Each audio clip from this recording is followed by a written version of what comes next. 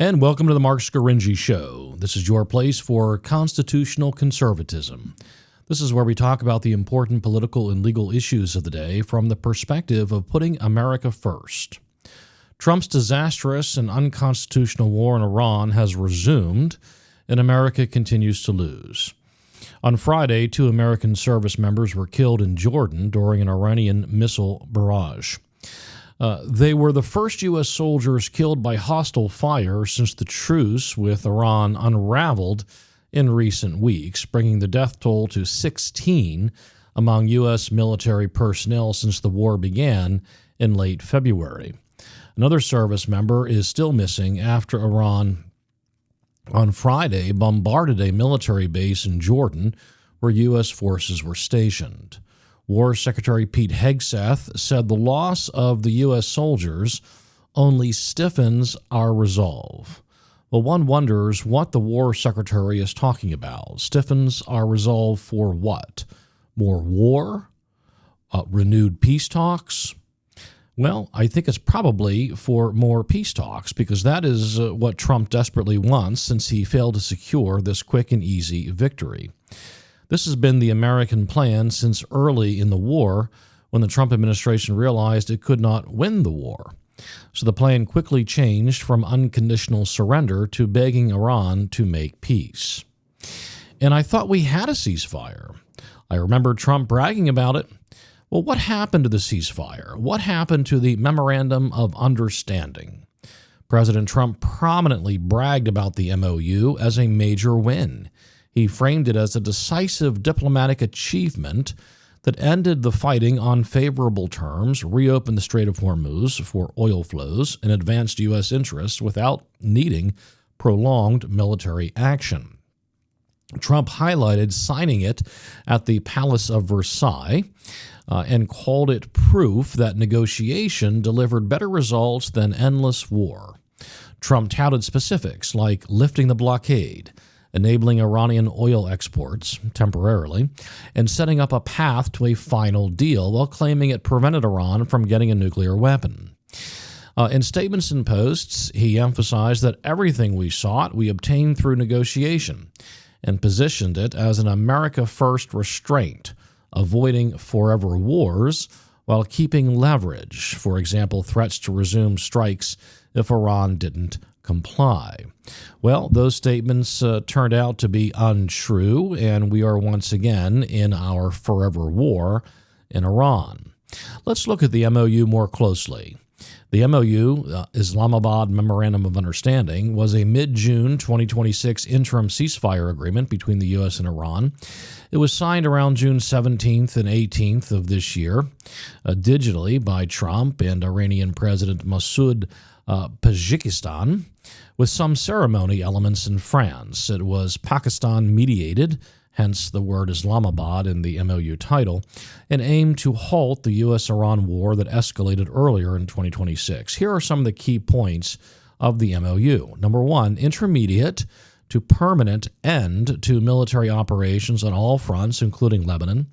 Reopening the Strait of Hormuz to commercial shipping, no charge for 60 days, with Iran and Oman coordination. 3, the U.S. lifting its naval blockade on Iranian ports, phased over 30 days. 4, sanctions relief, unfreezing assets, and a framework for a $300 billion investment in reconstruction aid in Iran. A 60-day window extendable for negotiations toward a final deal, including Iran's nuclear program, for example, enriched uranium handling and no new weapons. And 6, commitments from both sides and allies not to initiate force with monitoring. All right, well, it was framed as a temporary bridge, not a full peace treaty, to de-escalate the war that President Trump started and to do it quickly. And of course, it was a big win for Iran. Neocons and Israeli firsters in the United States railed against the MOU. Mark Levin strongly criticized the MOU.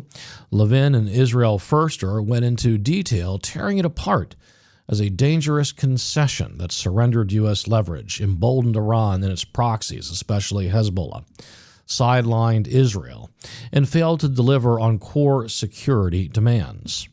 Trump really didn't care that the MOU was a cave to Iran. Trump was desperate for anything he could tout as a win.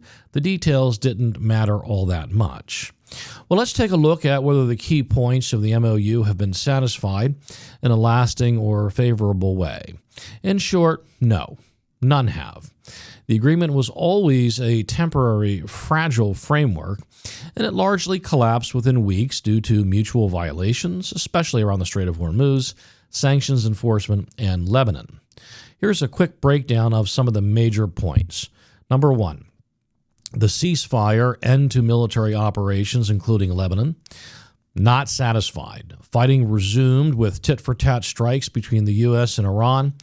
Hormuz incidents, U.S. strikes on Iranian targets, Iranian responses in the Gulf states. Israel-Hezbollah clashes continued, undermining the all-fronts commitment. Both sides accuse the other of first violations. Number two, the Strait of Hormuz reopening safe passage, no charge for 60 days. Well, partially implemented short term, but has failed. Some increased shipping and temporary blockade lifted occurring initially, with Iran netting billions in oil revenue early on. However, Iranian attacks on vessels, U.S. retaliatory strikes, and disputes over control and routes led to closures and threats and reimposed restrictions. Traffic remains disrupted and below pre-war levels. Thirdly, what about lifting the naval blockade? Well, initially done, then reversed. The United States began lifting it post-signing of the MOU, but reimposed elements amid violations. What about sanctions relief, the frozen assets, and the oil waivers issues? Temporarily and limited relief, largely clawed back.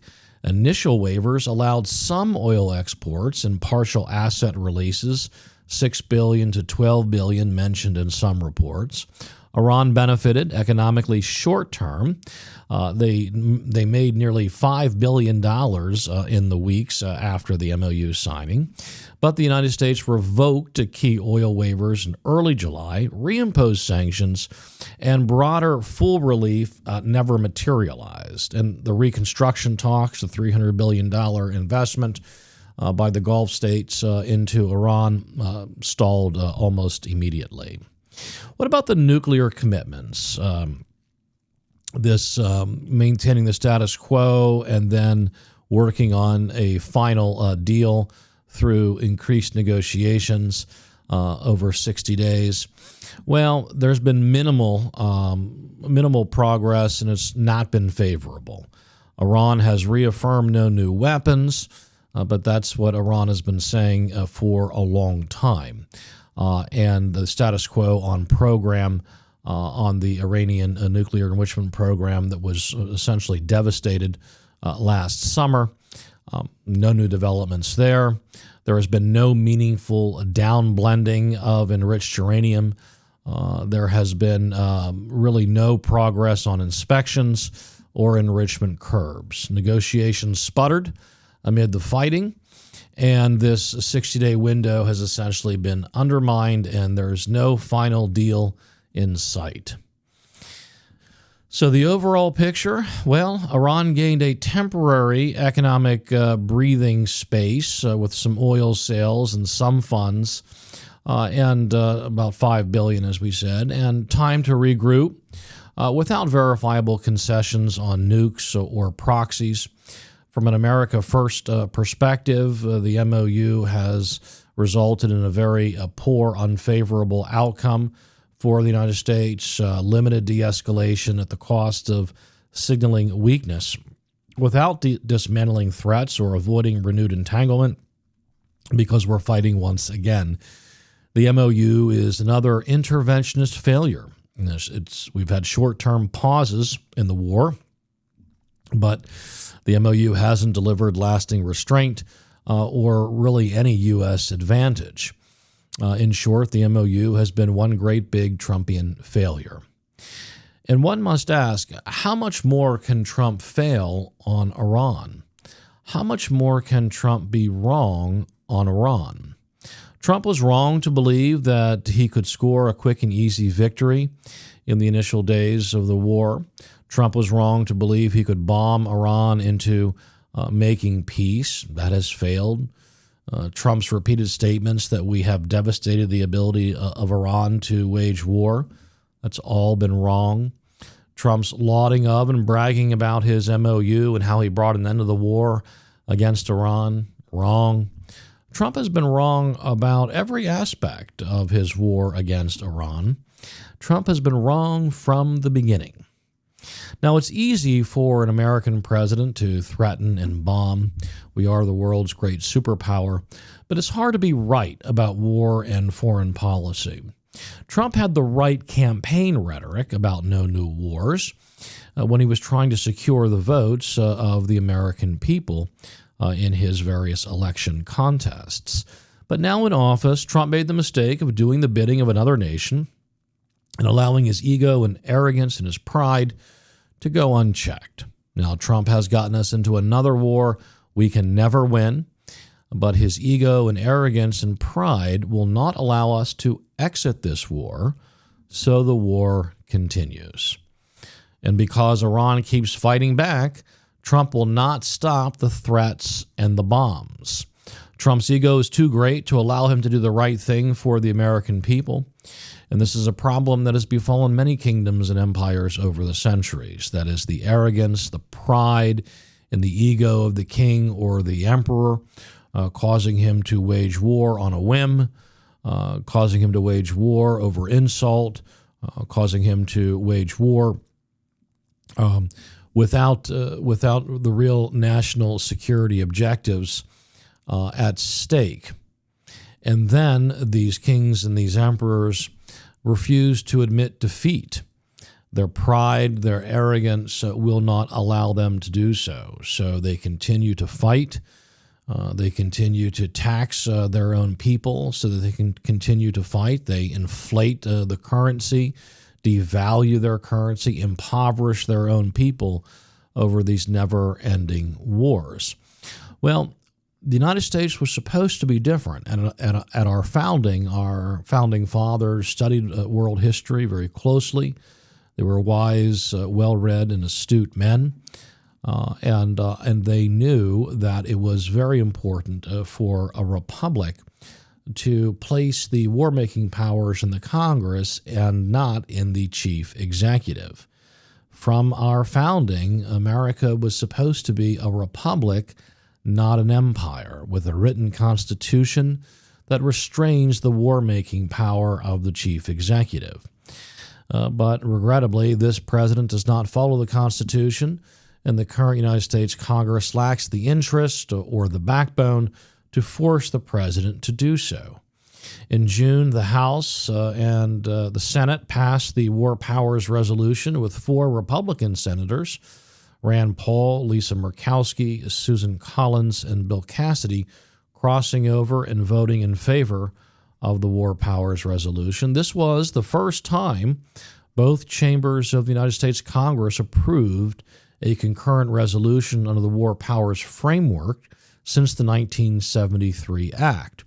It was a concurrent resolution directing President Trump to remove U.S. forces from hostilities against Iran unless Congress authorizes further action via declaration of war or a specific authorization of use of military force.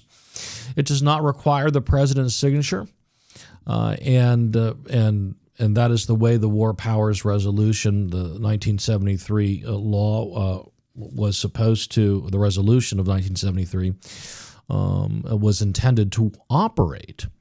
The president is supposed to follow it, but this president has ignored it. Now, what can Congress do? Congress can move to impeach the president for violating the Constitution, abuse of power, defying Congress, but this Congress will not do so. Perhaps the next Congress will, assuming Democrats win the midterm elections and take the House and Senate.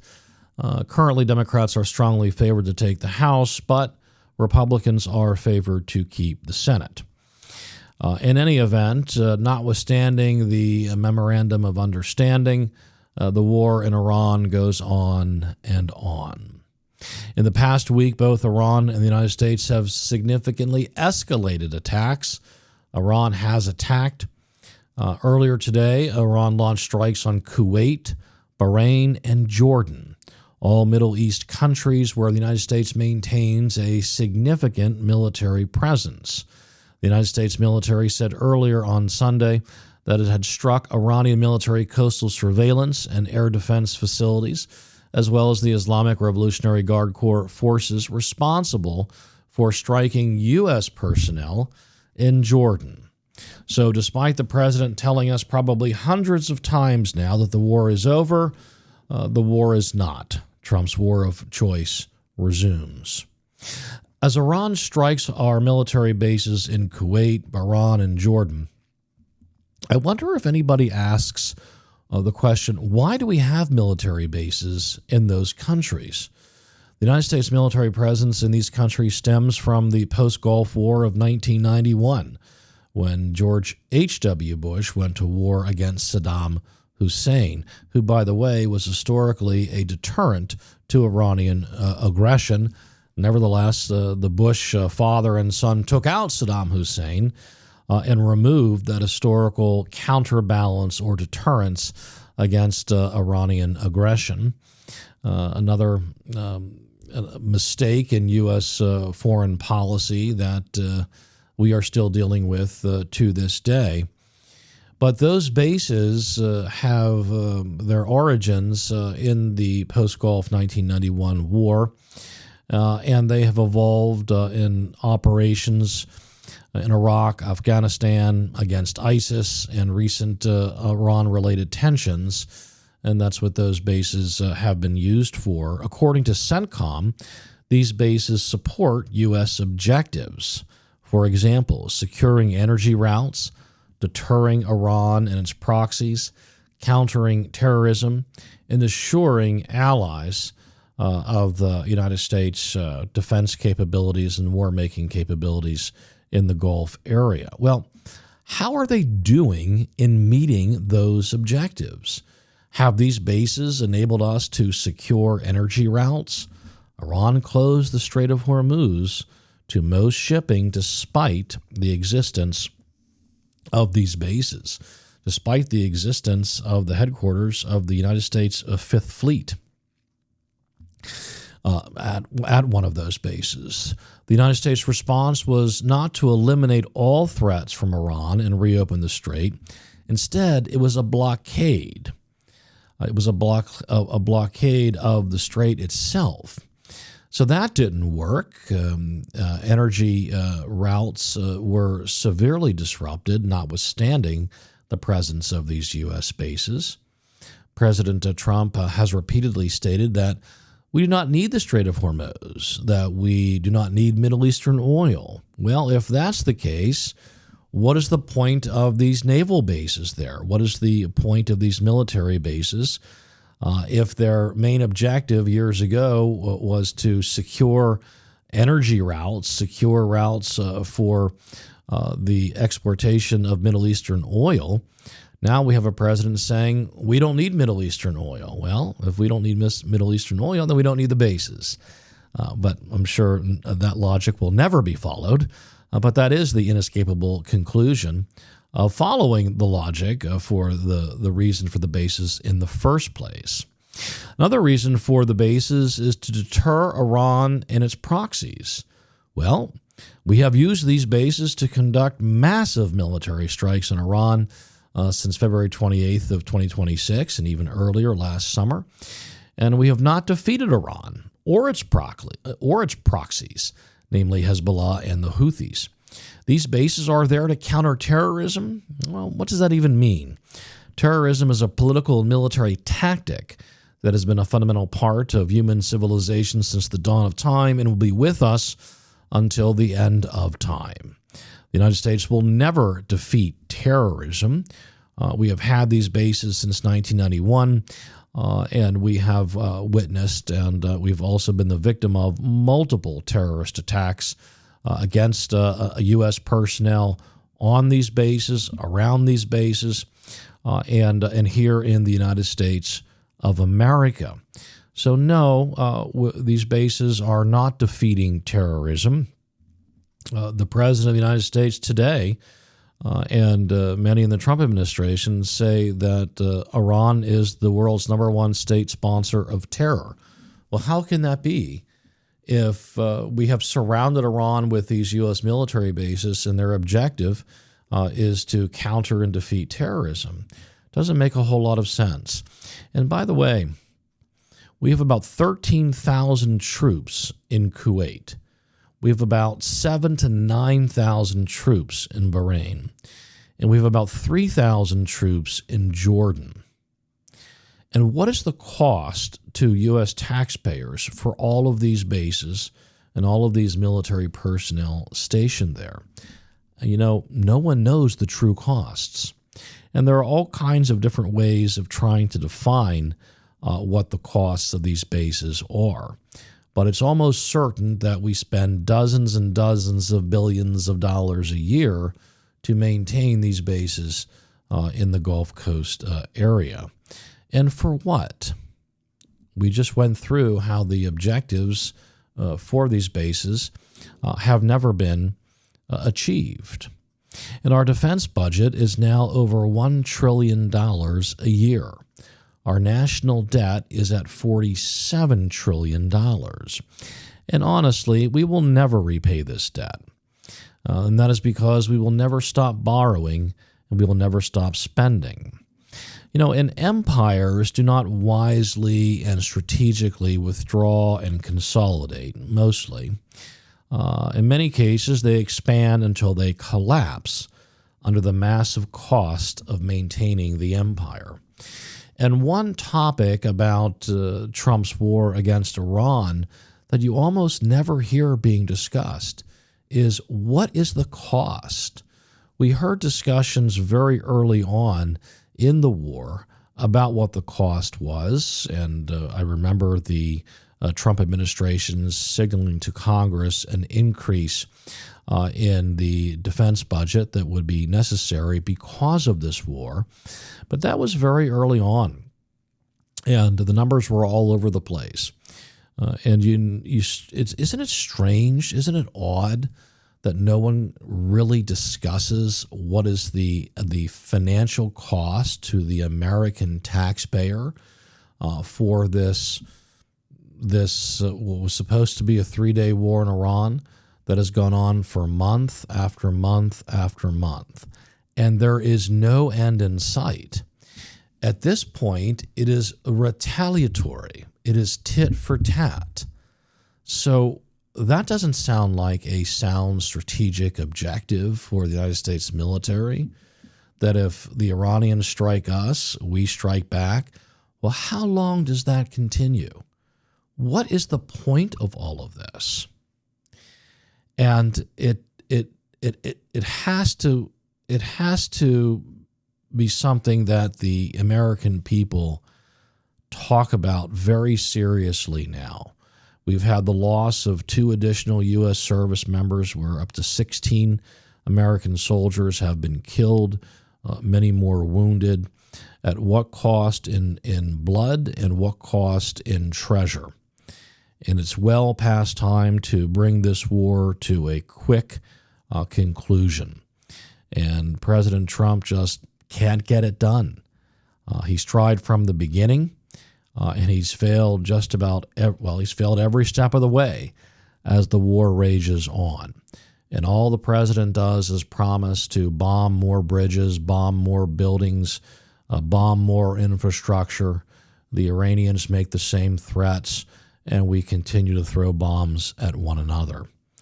Doesn't sound like a very well thought out strategic military plan to achieve whatever the objectives were.